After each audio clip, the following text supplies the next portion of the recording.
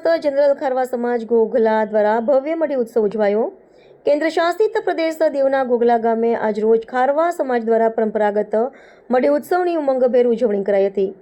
ધૂળેટીના દિવસે સમસ્ત જનરલ ખારવા જ્ઞાતિના નવા પટેલ રવિન્દ્ર દેવગી અને કોટવાલ તરીકે રાકેશ લક્ષ્મણની વરણી થઈ હતી.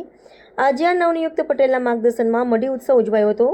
મઢી ઉત્સવને લઈને આજે વિધિવત શંકર પાર્વતીની પાલખી યાત્રા નીકળી હતી, જેમાં મોટી સંખ્યામાં શ્રદ્ધાળુઓ જોડાયા હતા. આ પ્રસંગે શિવ પાર્વતીની પાલખી યાત્રાના દર્શન કરી ભાવિકો ધન્ય બન્યા હતા.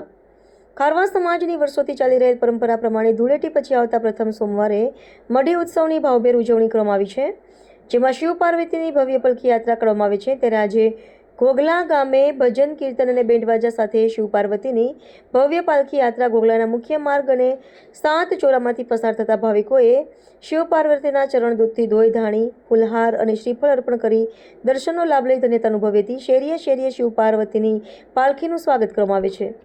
Krishna Solanki, Diu mirror news, Diu. નમસ્તે મિત્રો, હું છું ચાંદની પરમાર. આપની મનપસંદ ચેનલ એટલે કે દીવ મિરર ન્યૂઝ ચેનલને લાઈક કરો, શેર કરો અને ફોલો કરો.